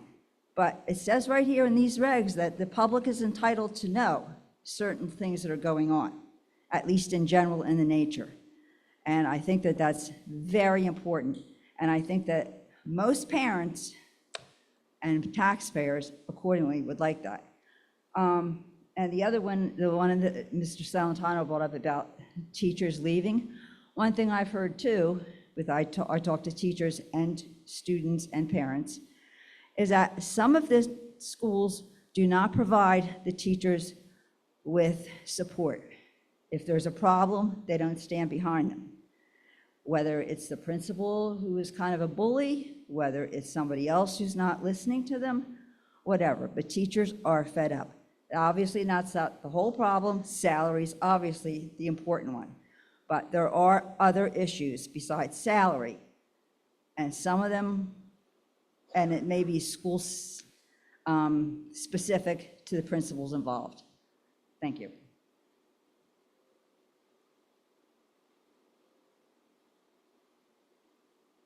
So Ms. Kirkup was the only one that was signed up. Before we move on to our agenda items, I just want to make a comment in regards, and I know that it's been asked here several times in regards to HIB violations and HIB reports. We as a board are required, I believe by law, to file twice a year, 2 reports a year, which does contain a lot of the information that you had stated. It is one of our biggest responsibilities here as board members to always maintain confidentiality. If anything has anything to do with a student, we are and must always abide by confidentiality, and we cannot release information. There are times that we as board members do not have that information. So I have to just please remind everyone, when it comes to HIB and any items that have to do with students, we have to keep confidentiality and we cannot provide that information. Just wanted to make that statement. Yeah. So I'm going to move. I have a question on that. Can I ask a question on this? What does the bracketed numbers mean? Are they student ID numbers? Yes. Well, what's weird about this is one's a Crockett, one's a Grice, and they're only one number apart. So I don't know, is that assigned alpha? Those are report numbers. Oh, report numbers? Yes. Yes. Okay, so I'm going to move on to our agenda. I'll start with curriculum and instruction. Dr. Ferrara, can you take us through curriculum instruction motions? Indeed. Upon the recommendation of the superintendent, I move items 1 through 8. Second. Before we take the vote, Ms. Thornton, I'd like to thank people for gift donations, because we had quite a few this month. The Assemblyman Wayne D'Angelo brought us backpacks and grade level kits. Princeton Day School donated student desks, chairs, tables, and wobble tables. Wilson Elementary School received backpacks from the Pioneer Project. And Hamilton High School North, through Donors Choose, has socks, pants, and underwear. And that might seem like an unusual request, but we have a lot of students that have to walk to school. If you're in high school and you live more than 2.5 miles away, you can take a bus, otherwise you walk. And the nurses often has kids with wet feet. So she put up a Donors Choose project to get those kinds of items. So we thank everybody who supports Donors Choose, and we thank the community for their gifts. Thank you, Dr. Farrar. Dr. McSheen, do you have any questions in regards to curriculum instruction? Yes, I did have one, and it was for the Child Safety Matters program, the item number 2. It listed in the description for us, there's the mention of a parent workshop, and I was just wondering if that's an in-person thing, if it's after school, if it's during the day, just any information that. That would be Ms. Ferlato.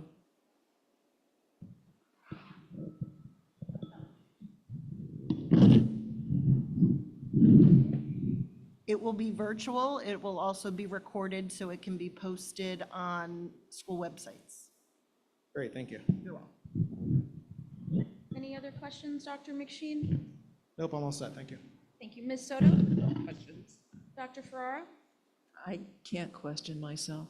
You got any questions in regards to the agenda? Ms. Harvey? No, thank you. Mr. Celentano? No. Ms. Byrne? Mr. Kanka? Yeah, I would just like to follow up on Dr. McSheen. That virtual workshop for the parents, is that before the program's presented to the students or after? So if the parent wants their student to opt out of that, they can do that? Yes, they'll get information regarding the program and the parent portion of it prior to them going into the schools. They also get a release form to opt out if they wish to. Okay, thank you. You're welcome. Any other questions, Mr. Kanka? That's it. I did want to comment, I clicked on the website, and it also says that the materials available in English, Spanish, Portuguese, Haitian Creole, Chinese, French, and German, which is pretty cool. Thank you, Dr. McSheen. Seeing that there are no other questions, Ms. Atwood, can you take us through roll call? Ms. Byrne? Abstain, motion number 5, yes to the rest. Mr. Salentano? Yes. Dr. Farrar? Yes. Ms. Harvey? Yes. Mr. Kanka? Yes. Dr. McSheen? Yes. Ms. Soto? Yes. Ms. Thornton? Yes. Motion's passed. Mr. Kanka, can you take us through finance and operation? Yes. Yes. Before I move our motions for finance and operations, I would like to table motion 13. Second. May I? All right, I'll move the motions 1 through 14. Just 13. I'll move motions 13. Okay. I would like to Can I have a table that second? motion. We need a second. Second. Am I done? Things have gone off a little rails here a little bit. All right, so motion 13 is now moved. We need a motion to table it or to postpone indefinitely. I'd like to make a motion to postpone indefinitely. Second. Third. So let's have a motion on, let's have a vote on the motion to postpone indefinitely. Ms. Atwood? Ms. Byrne? Yes. Mr. Salantano? Oh, he stepped away. Dr. Farrar? Yes. Ms. Harvey? Yes. Mr. Kanka? Yes. Dr. McSheen? Yes. Ms. Soto? Yes. Ms. Thornton? Yes. Motion passes. Mr. Kanka, can you take us through the other finance and operation motions? As soon as I get back on the rails, Thank you. I'll do that. As per recommendations of the superintendent, I move finance and operation motion 1 through 12 and 14. Second. Second. Okay, so do I have any questions on finance and operation motions? Mr. Kanka?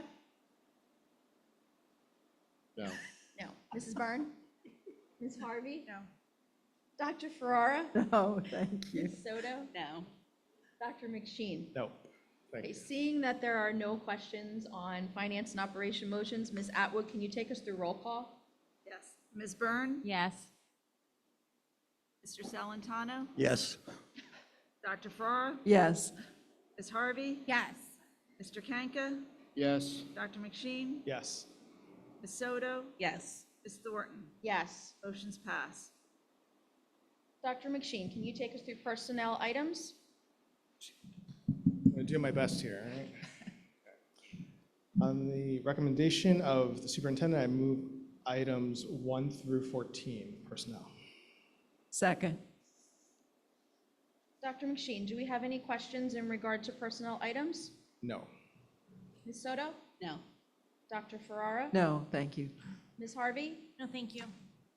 Mr. Salantano? I asked one before, no. Mrs. Byrne? No, thank you. Mr. Kanka? No. Okay, so I would like to, we do have a few retirements this evening, and I would like to recognize those individuals. So we have a teacher of middle school STEAM at Grice Middle School, 25 years in Hamilton, Kelly Cloward.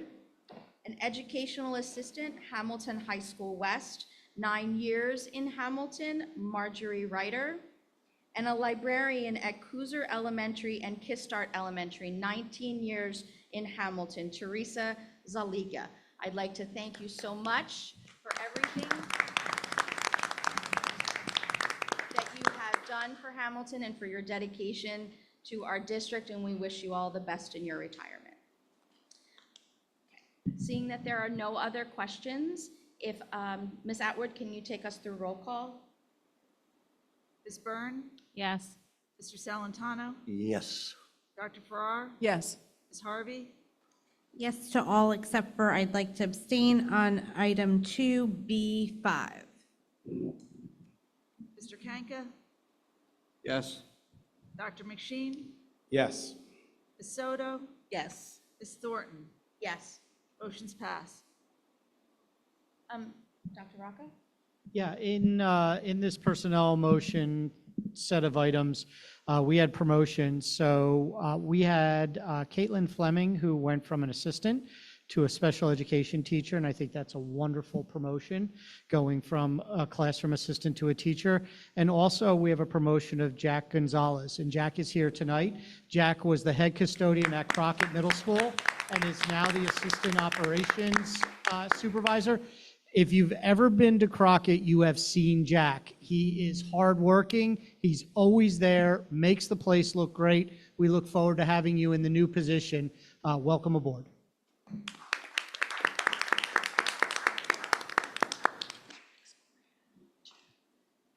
Yes, please. Yeah, so I also wanted to address when we're in the personnel item, Mr. Mark Laurenti passed away about 2 weeks ago or so. If you've ever been around West when he was there, he's a big personality. He was a great guy. He did so much for our kids. He ran job fairs. He would leave work at West and go work somewhere else. Mark always had a smile on his face. When I went to his viewing, I didn't know he was a runner. He ran marathons and did all kinds of other things. Mark's wife works for us too. And I just want to say that we will miss Mark, and we appreciate everything he ever did for our students and for our school. So if you wouldn't mind just joining me for a moment of silence for Mark.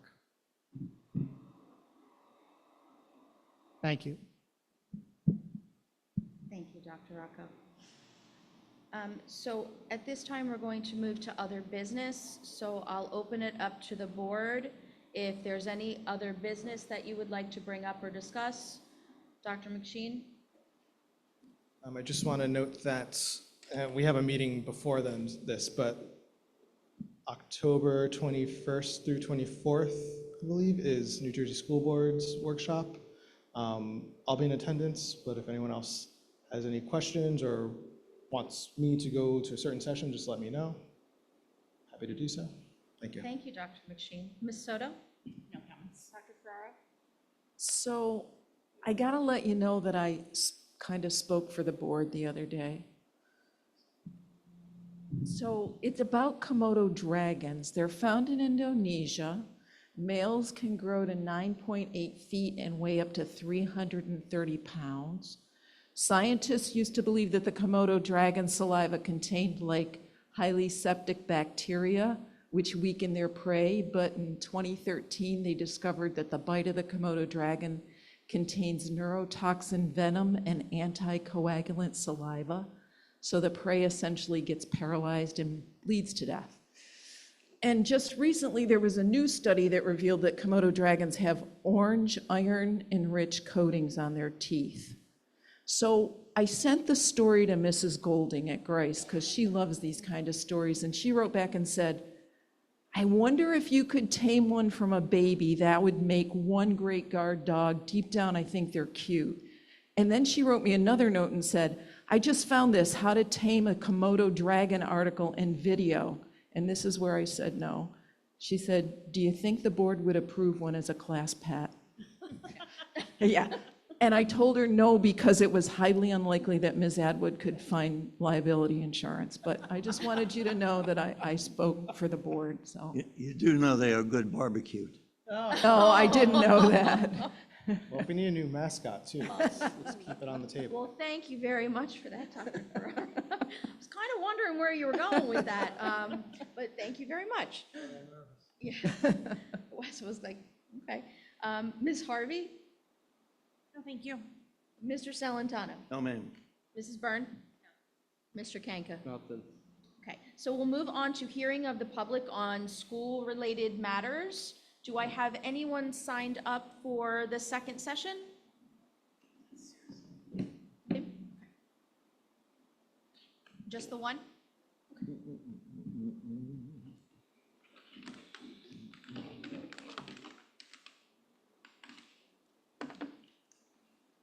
Perfect. Okay, perfect. Thank you very much. Okay, so Ms. Peg Kirkhoff, you're signed up for public hearing on school-related matters.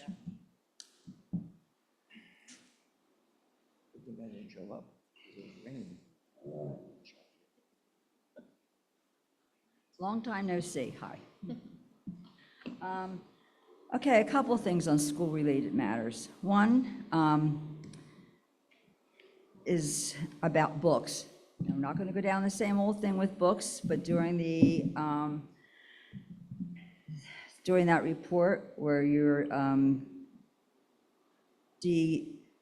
decommissioning books, I went through and I found some numbers about textbooks that have been decommissioned.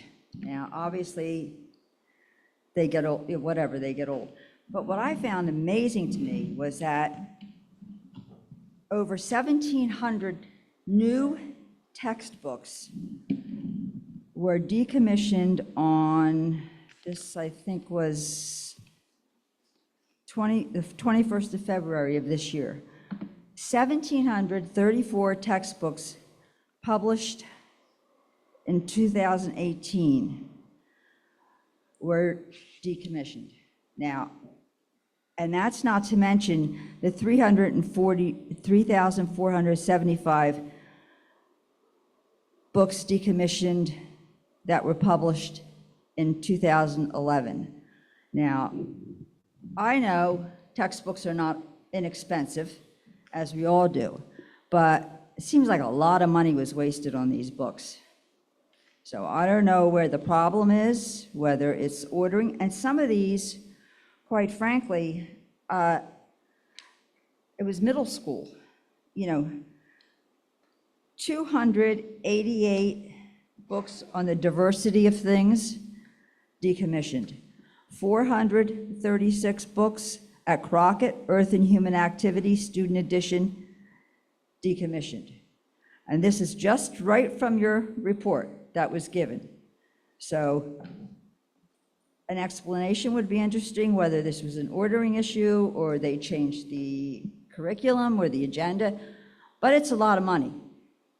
And I think that we should all be concerned, and we should all tend to be a little bit more watchful. Or an explanation is, why were these books not used? Okay, and the other thing I have to say is that we, briefly, is that at the school board meet and greet a couple weeks ago, there was one thing that came out at the last, and a little confused about, but definition of the kind of courses that are offered in the schools. From what I gather, it's AP, and then there's college prep and honors. And the definition of honors, which seems to be, I guess, be the least, I don't know. Honors courses generally refer to exclusive higher level, okay, I can't read, anyway. Students who excel in certain subject. Honors classes are usually reserved for taking talented high school students who excel in certain subjects. So my question is that these seem to be college prep courses generally. I know there's a little distinction between them. But then there was this discussion about B-level courses at this meet and greet. And B-level courses seem to be like appealing to maybe the regular student. And they said there are none. So maybe that's should be looked into, and I know this is a curriculum thing, but, we seem to have low scores, and maybe that's part of the reason why we're leaving some of these kids So behind. Ms. Kirkup, thank you very much. So normally we wouldn't respond, but you had some very important questions, and I am going to ask Dr. Rocco to answer those questions for you, okay? Yeah, I just want to make sure you can hear. Can you hear? Yeah, I don't want to, I just want to make sure you can hear. So you bring up a couple of important items, and we don't typically talk in the public sessions and announce things, but I also don't want things to get outside of rumor mill and misconceptions and inaccurate information here. So let's start with the decommissioning of books. There are a number of reasons why we decommission books. Number one is the series is no longer in print, so you can no longer get any more books. Number two would be that the books are old or worn out and they need to be replaced.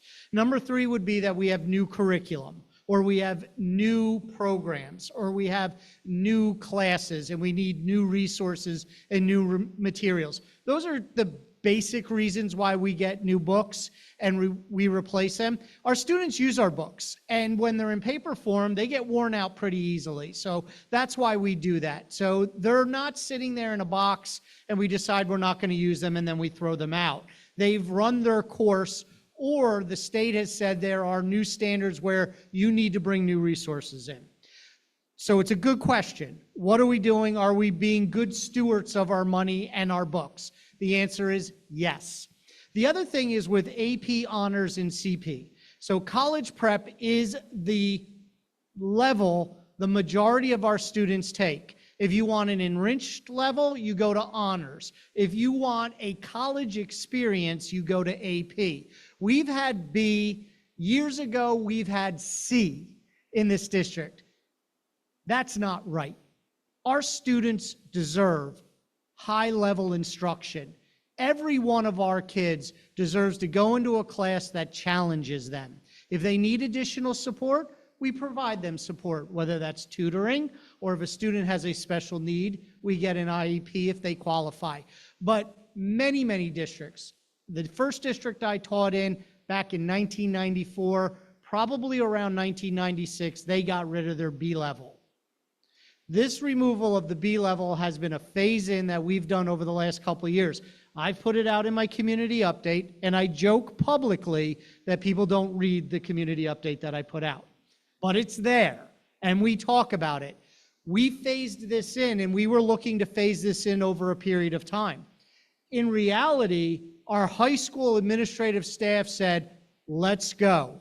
Let's move forward, and let's do this now. Why? Because it's right for kids. So that's the reason why. I mean, in the detail, I say these are our levels, this is what we're teaching, this is why we're teaching it. But ultimately, we're never going to teach down to a kid moving forward in this district. From now on, we're making sure that we're teaching what students need. And the best way to do that is make sure that we don't keep separating out the instruction. It's very important for us to understand that. Every kid deserves an awesome education, and importantly, that education needs to lead to their success outside of Hamilton Township schools. So that's why we do what we do. Thank you, Dr. Rocco. So at this time, I am going to ask the board to make a motion to go into a second executive session. So moved. Second. Other business? All in favor? Aye. Opposed, abstained, motion passes. No other business? Whereas NJSA 10:4-13 requires adoption of the board to go into executive session, be it resolved that the board pursuant to the Open Public Meetings Act, New Jersey, Title 18A, and the Hamilton Township Board of Education Bylaw Number 0166, hereby enter executive session to discuss a matter involving labor matters and matters involving the purchase, lease, or acquisition of real property. Be it further resolved that the minutes of this executive session shall be made public following formal action by the board and/or at the conclusion of any investigation, due process proceeding, or litigation, so long as not prohibited by law and so long as the need for maintaining confidentiality no longer exists. So when we do come out, we won't be taking any action, so we'll be adjourning when we do come out, but I just wanted to make a notation. We are not taking action when we come back outside.